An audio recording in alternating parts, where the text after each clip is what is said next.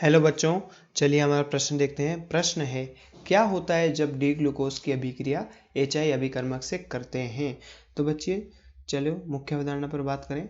मुख्य अवधारणा मुख्य अवधारणा मुख्य अवधारणा अवधारणा मुख्य अवधारणा तो बच्चों मुख्य अवधारणा में जब हम डी ग्लूकोज को HI के साथ लंबे समय तक गर्म करते हैं तो हमें नॉर्मल हेक्सेन प्राप्त होता है।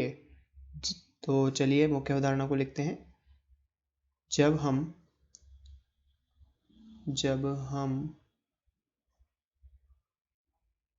डी ग्लूकोज को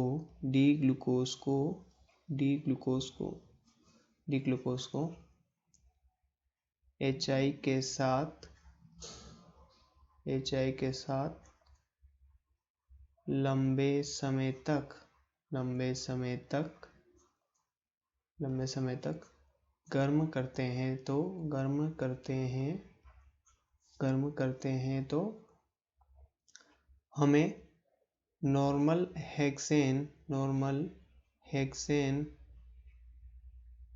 नॉर्मल हेक्सेन प्राप्त होता है। चलिए बच्चों मुख्य अवधारणा को अभिक्रिया के माध्यम से भी समझते हैं। जैसा कि मुख्य अवधारणा में कहा है कि ग्लूकोज को HI के साथ लंबे समय तक गर्म करने पर नॉर्मल हेक्सेन प्राप्त होता है। तो चलिए हम यहाँ पर ग्लूकोज बनाते हैं। ये ग्लूकोज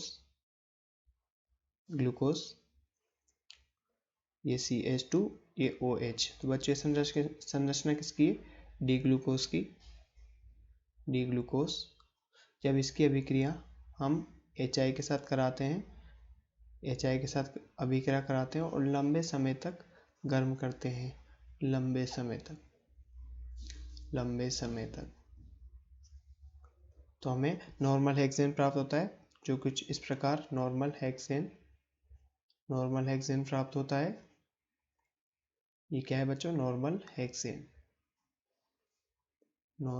हेक्सेन।